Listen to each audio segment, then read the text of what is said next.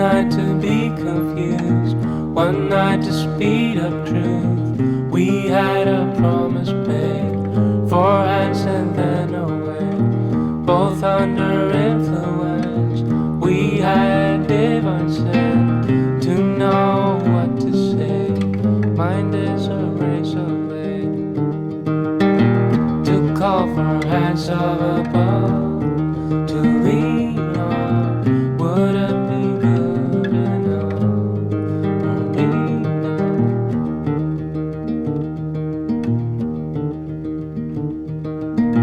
One night of magic rush, the start a simple touch.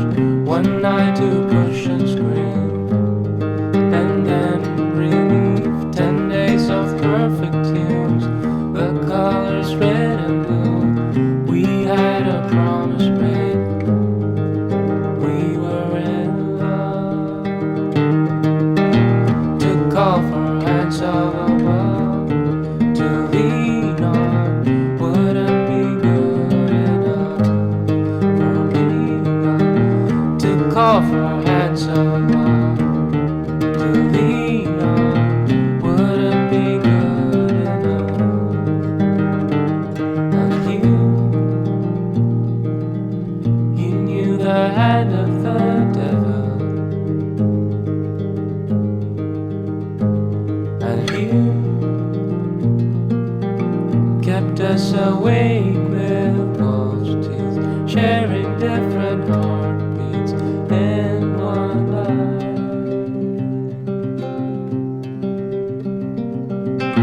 To call for hands of above, to lean on. Would it be good enough for me now? To call for hands of above, to lean on.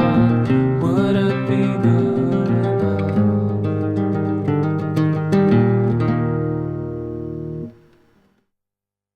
Whilst at Panacea, we asked the local family there to give us a demonstration on how the salaus work. This is a traditional form of sailing canoe used throughout the islands. You can see the young fella there bailing away. They do take on a little bit of water. See in the next shot, they've caught a bit of a breeze and they're off. About to fly a hole, bury the nose, and away they go, having a great time. The distances these boats cover is quite amazing. They will sail through the night and often sail as far away as Port Moresby or out of town. In the next shot, you can see how they're doing their turn. Basically, they undo the pole at the front, shimmy down the side, and lash it to the other end of the boat. These boats are double-ended. And he'll put on his bit of sail here with his main sheet, and then off he goes again, heading back in. Picked up another bit of breeze, flying a hole, having a great time. Those sails are made out of tarpaulin and pretty much just held together with bits of rope. That's old mate down the bottom there, just steering. He's got his foot in the rudder over the side, and really great. They'll have their gardens on one particular island, and they live on another island. So this is how they all transport between the islands.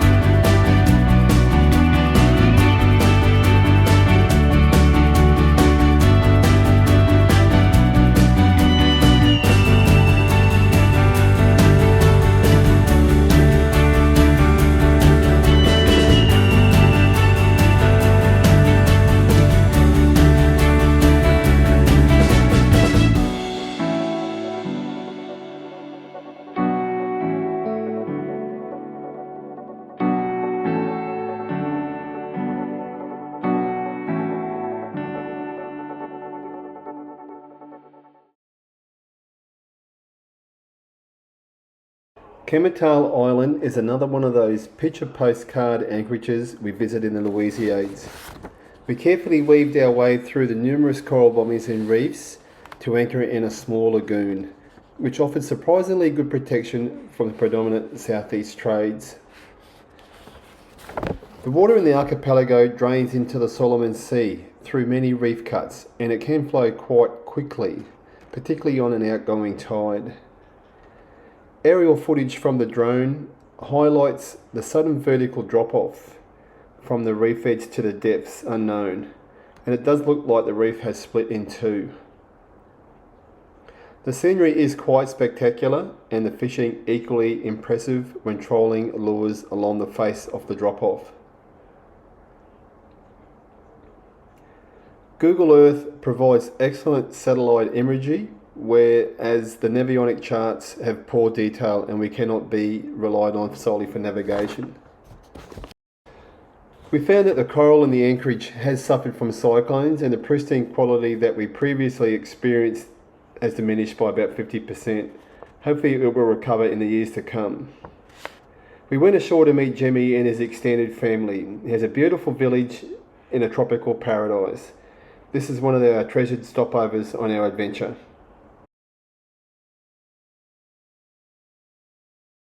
Baggerman Island was our next stopover on our journey throughout the Louisiades archipelago.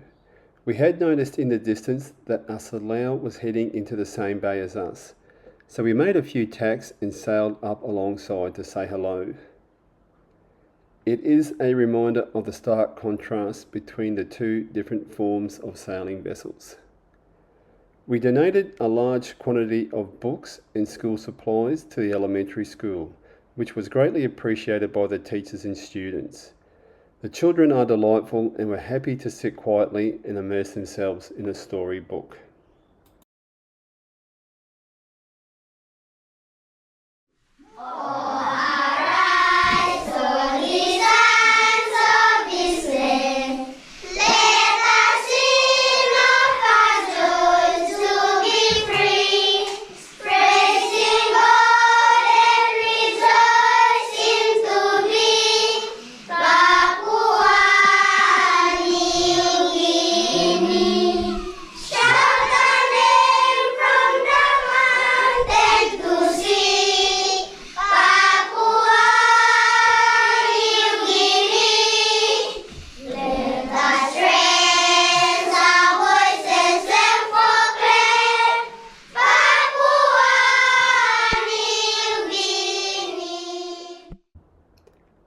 Moses and his family live in the village at the eastern end of the island, and we first met Moses back in 2012. The village is beautifully kept with hedged lime paths and flowering shrubs.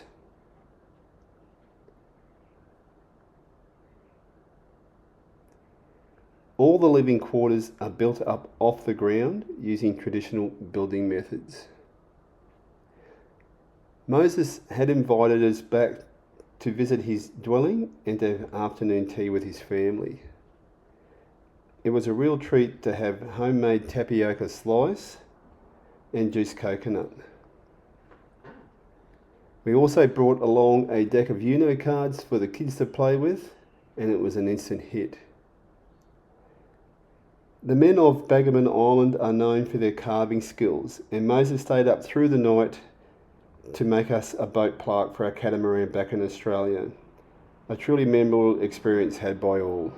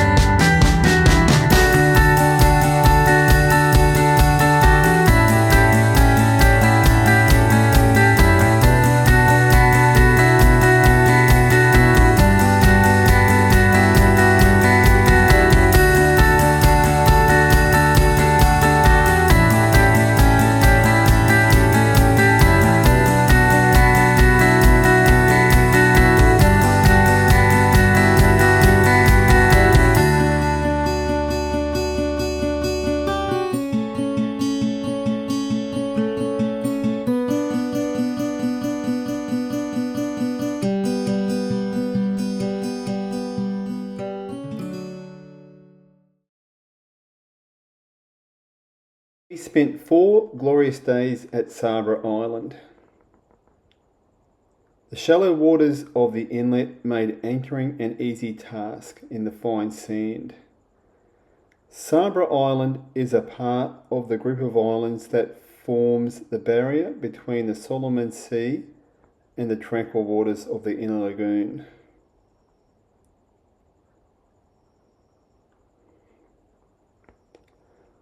Sabra Island is an uplifted coral reef made mostly of limestone with very poor quality soil for farming. The inhabitants of Sabra have their gardens on the nutrient-rich soil of the continental islands across the passage. The Salaus make numerous trips each day, ferrying the workers from early in the morning till last light.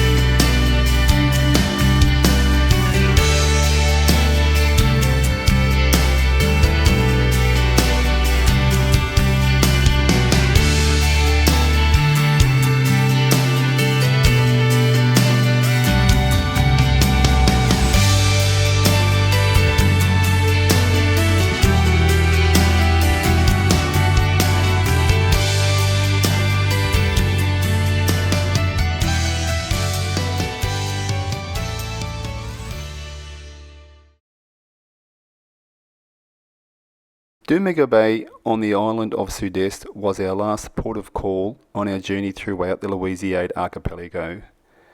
This is where we will offload the last of our trade goods and to get the boat ready for our crossing back across the Coral Sea, while waiting for a suitable weather window.